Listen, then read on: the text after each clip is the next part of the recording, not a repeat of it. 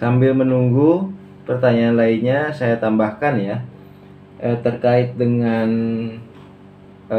bagaimana jika pendapat kita tidak bisa diterima dalam satu forum musyawarah gitu ya. Ya, tentu sebagai bagian dari katakanlah masyarakat atau mungkin dalam satu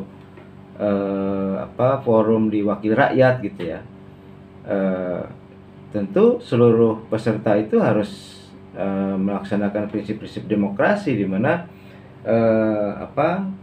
pendapat itu tentu saja boleh dikemukakan, tetapi pada saat itu tidak diterima, ya tentu saja kita harus kemudian turut mengambil kata sepakat dengan pandangan yang mayoritas gitu ya.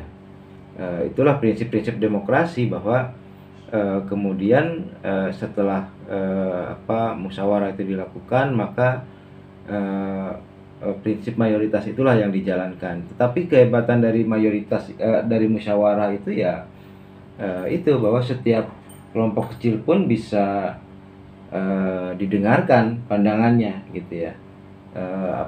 Itulah kelebihan dari musyawarah untuk mufakat ya. Ini juga menjawab pertanyaan kedua tadi, peran musyawarah ya.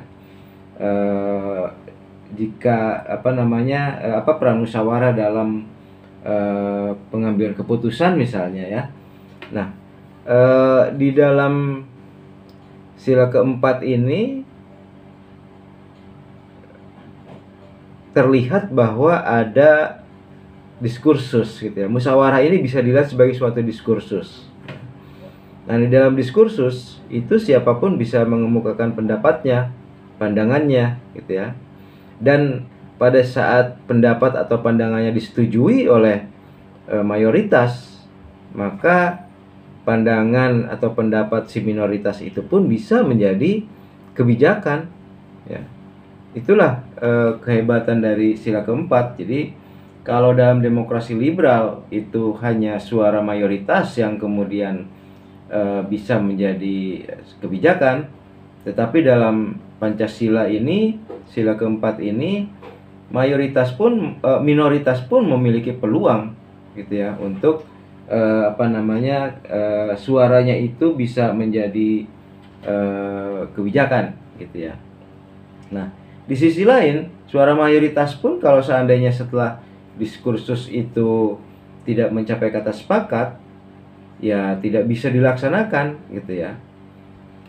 Ya kita ingat misalnya waktu itu ada pandangan dari Amin Rais misalnya untuk menjadikan republik ini menjadi serikat gitu ya, Republik Indonesia Serikat atau federal ya.